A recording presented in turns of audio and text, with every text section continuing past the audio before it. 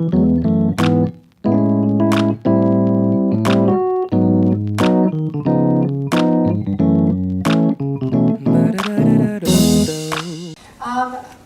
think in the interest of time, I have some questions myself, but I'm just going to turn over the microphone to our speakers to see if they have any comments or questions for other speakers.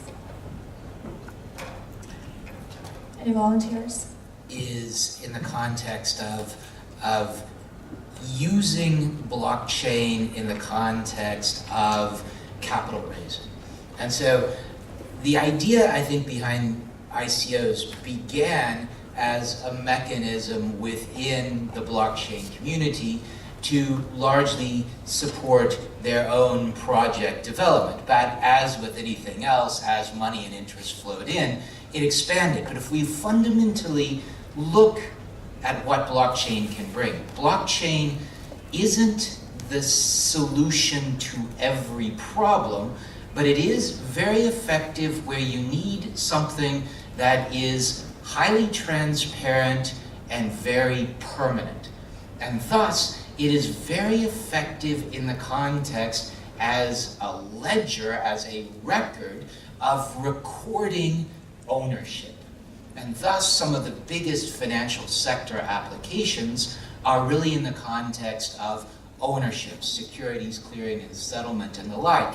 And I think something that many have looked at is that early stage financing in the context of angel investing, venture capital, is very non-transparent, and there are significant problems with liquidity.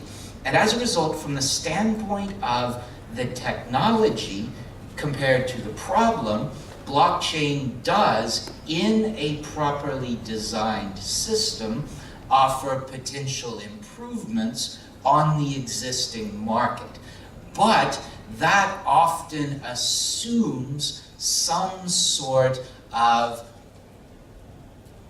area where things are traded against one another.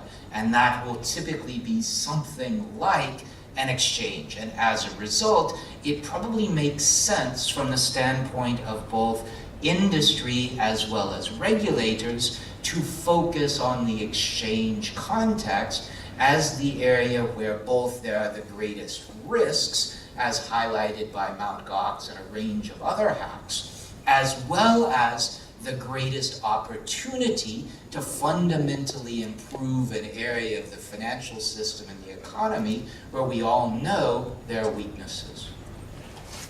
Maybe an interesting thing to add is that because of the advantages that you've identified, there's an ongoing debate in the EU, and I think also more broadly, definitely also in the US, to use this technology and the advantages of transparency and permanence to not just track financial instruments, but also to track, very traditional goods and services.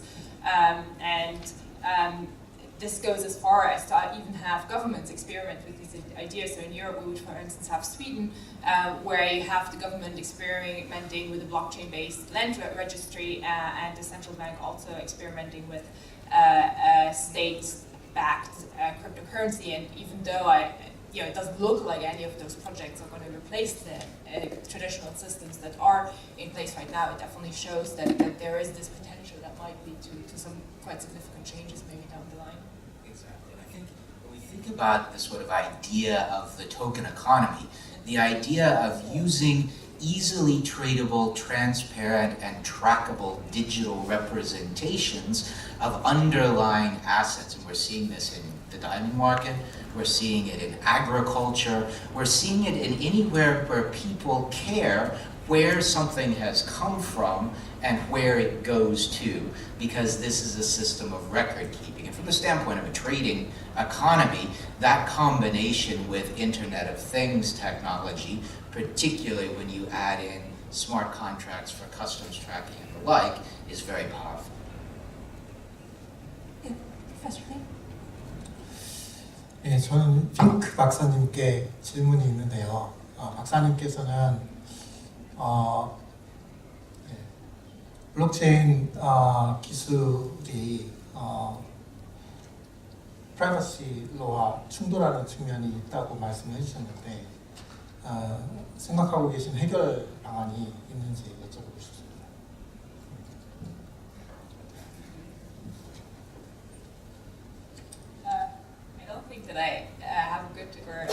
easy answer, at least, to this, because, I mean, obviously there's so many isolated clashes that we find when we try to match both. I think the starting point should be, and this is something that has happened, that regulators and industry and experts get together and actually try to understand what is the technology, what is the legal framework, what are problems that are relatively easy to solve, and what are the hardcore problems that are harder to solve, and then come up with some guidance at some point, because I think that there are points of tension that can be solved relatively easily, whereas there are others that probably cannot, at least not easily. And if you at least get the ones that are easier to solve out of the way, you can focus on the other ones. And I think what really must be said is that there's a huge problem of lack of legal certainty in the EU in relation to those things right now. So there are many sort of people on the industry side that are trying to build things, that are trying to build them in a compatible way. And I think you said it earlier on in relation to sort of startups more generally in relation to the GDPR. But it's very hard and frankly impossible for those teams to figure out what they actually need to do in order to be compliant. And I think that there is a certain duty for the regulators to provide some guidance on that at some point. And I would say that is one factor, certainly, that is driving the very high volume of non-public permission systems, because it's much easier to address many of these issues outside of the public permissionless context. And if I may just add on that point, I think Dr. Finck, during your presentation, I think the term that you used is meta principle alignment, where the tension between privacy laws and some of the characteristics of cryptocurrency and other use cases of Bitcoin blockchain technology could be aligned in that it's transparent. It could give more control over individual over what goes on with their data. So I thought that was very interesting that there is that meta principle alignment. And yet, there are lots of challenges for the regulators to work with the current laws and regulations and see this technology and try to, because the laws and regulations are written for sort of the old technologies and solutions. So there's that problem there. If you think really creatively and hard, maybe there could be, this technology could be, as Professor Arner tried to point out, could be used to resolve those tensions. 네, 같은 맥락에서 아까 메타 프린시플이라고 말씀해 주셨으니까 근본적인 개인적으로는 개인정보에 관한 권리가 그 근거에 비해서 다소 과장되어 있는 측면이 있지 않나 하는 생각을 평소에 많이 해왔었는데요. 아까 줄리 브릴, 미스 브릴 이 지적을 했던 것처럼 우리가 개인정보에 관한 법제도를 개정하기 위한 노력을 해 나갈 때 좀 더 창의적으로 여러 가지 요소를 고려해서 구성해 나가는 것이 법제도를 구성해 나가는 것이 좀 바람직하지 않을까 그런 생각이 듭니다. Any other comments or questions from the panel? 교수님들 계속 지금 이 암호화폐를 규제하기 위한 어떤 성격, 그다음에 그 암호화폐를 어떤 그러니까 자산으로 볼 것인지 아니면 자산을 본다면 어떤 자산으로 볼 것인지 그리고 어떤 기준을 적용하느냐에 따라서 그 적용되는 법이 달라진다는 부분에 대해서 설명을 해주셨는데요.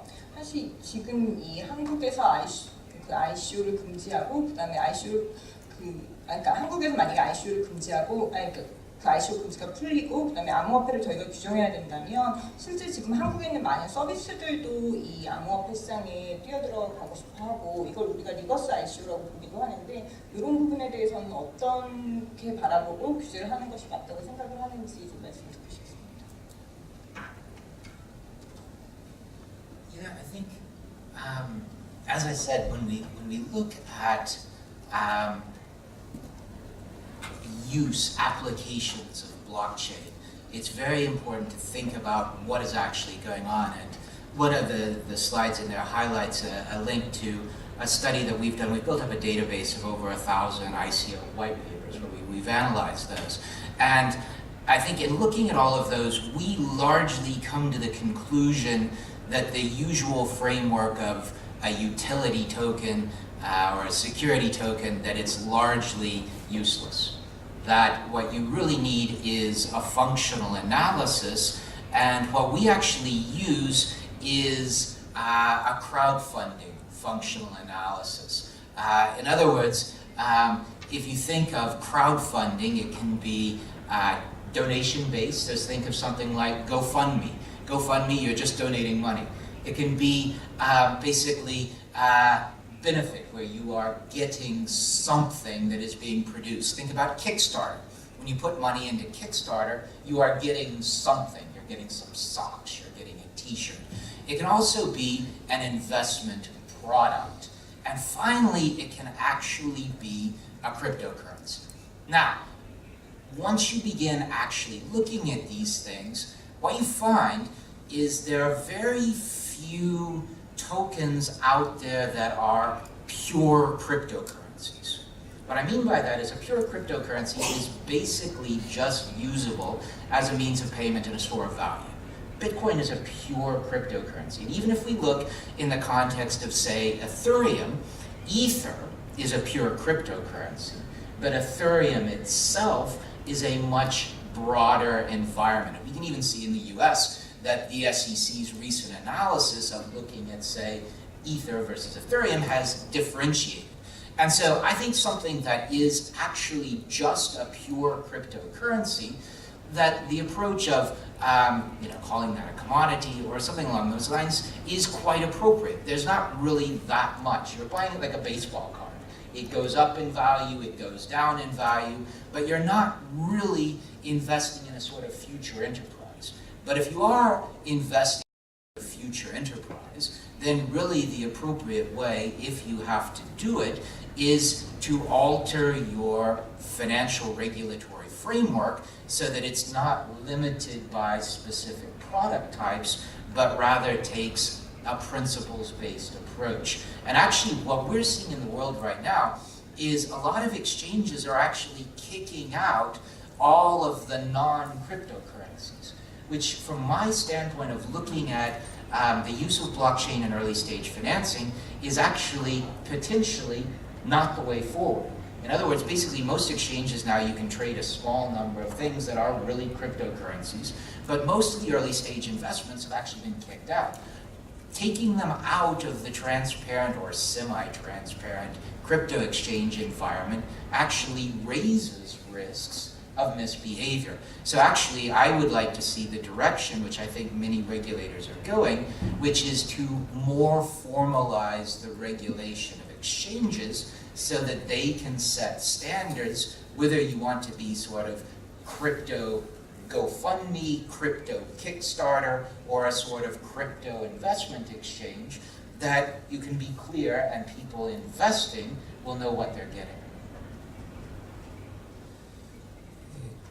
저도 교수님과 비슷한 생각인데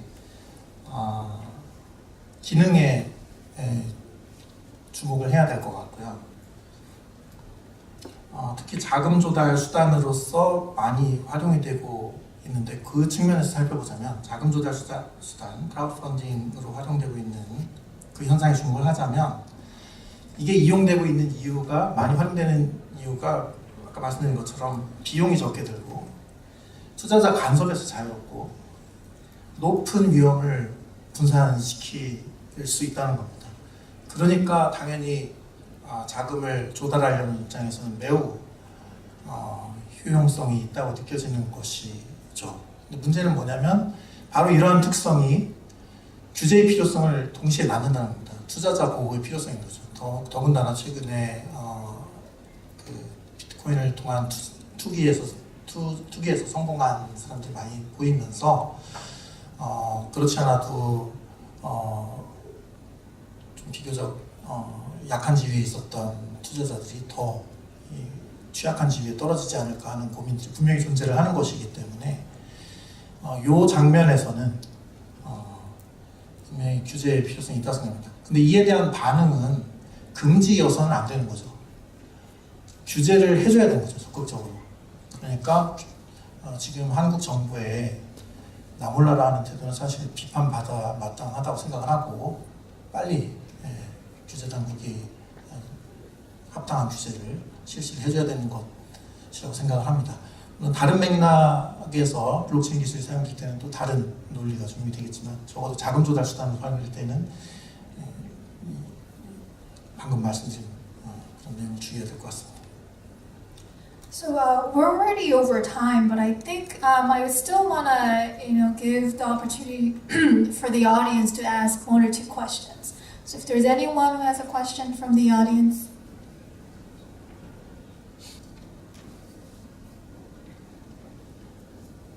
I'm a Korean corporate lawyer, and I have one question for Dr. Finck about GDPR. Based on your presentation, it looks like blockchain is a kind of permanent and immutable and hamper-proof and permanent record that is totally outside of the control of one authority. So to me, it looks like there is no way to make GDPR and blockchain compatible with each other unless we totally carve out blockchain from the definition of database under the GDPR. Is my understanding correct? So, yeah, yes and no. So, what you just described, I would say, is sort of the general setup and also the objective of using this sort of ledger. Now, that doesn't mean that there's no way of sort of making blockchains compatible with the GDPR, because you could use additional mechanisms on the ledger or off the ledger to actually achieve that goal. So for instance, one technique that many people are considering this is not possible for public keys, but it is possible for transactional data, is to actually store the data off chain and then hash it to the ledger. And there's some uncertainty as to whether this is GDPR compatible, because at least technically the hash will still be personal data. But people in the industry are hoping that the European Data Protection Supervisor, more likely than the court, would actually recognize this as an acceptable mechanism. And then there's other techniques, just zero-knowledge proofs, for instance, which you could use in the system itself to achieve, possibly achieve anonymization, so that the GDPR wouldn't apply at all. Others are thinking about sort of what they call secret contracts, which would have a similar objective. So it sort of depends on, what aspects or what instances of blockchain you look at, because there is this huge variety, and some, certainly the earlier ones, are very, very bad for privacy, and thus GDPR incompatible. But that doesn't mean that the technology can't be sophisticated going forward and adopt those additional mechanisms and techniques to at least make the technology be compatible with the GDPR in some ways.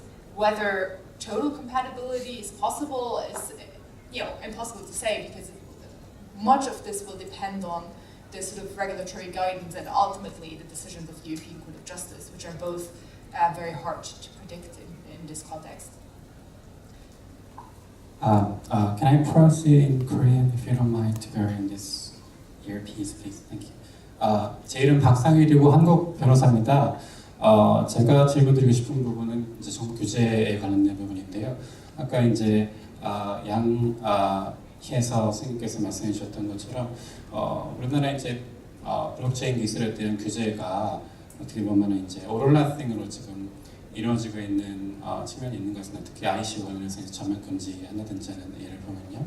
근데 이제 사실 제가 관료 입장을 생각해 보면 이해가 안 가는 말은 아니에요. 왜냐하면은 이런 규제를 이렇게 아까 핑셋 규제라고 말씀하셨는데 잘 열심히 디자인을 해가지고 딱 시행을 했는데 잘 되면은 제가 볼 때는 본전이고 이게 잘못돼가지고 뭔가 아주 큰 피해가 났을 때는 좀 혼자 독박을 쓰게 되는 상황이 될 수 있다는 말씀이죠. 그래서 이제 관리 입장에서는 조금 보수적으로 행동하려는 요인이 없을 수 없다는 그거는 저는 사실 이해를 하고 있습니다.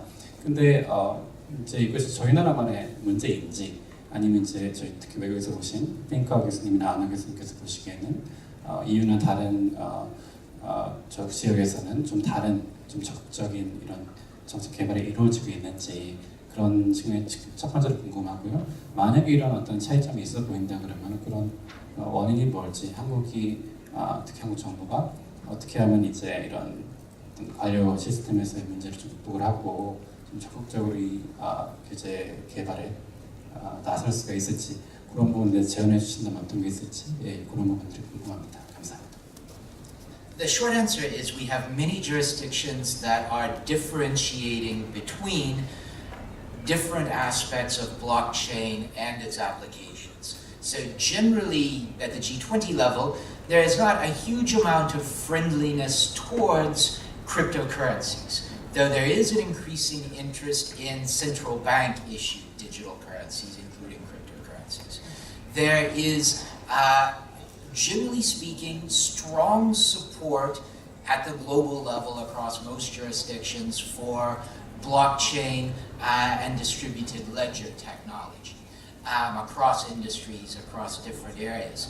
There are mixed views to ICOs, with international securities regulators taking a cautious approach, but a relatively small number of which Korea and China are the highest profile examples, a small number taking very strongly anti-approaches. You see an increasing range of jurisdictions which are building frameworks, jurisdictions that are building, say, a blockchain law to deal with some of the uncertainties around systems.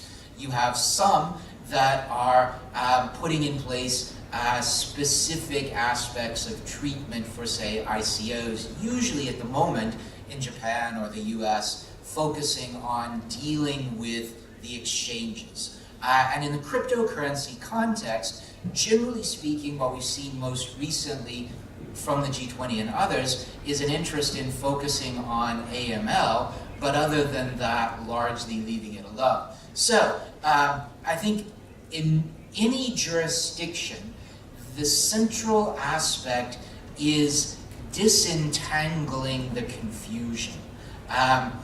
That Bitcoin, cryptocurrency, ICOs, all are related, but they are all different things which bring with them different considerations. And so there's a high level of education involved, I think, at the first stage. And I think events like this help very much. All right, I think that concludes our session. So maybe on behalf of the Seoul National University AI Policy Initiative, I wanted to thank everyone for being here. I want to thank the speakers. And if you're from out of town, hope you have safe travels back and enjoy your rest of the stay in Seoul. Thank you, everyone.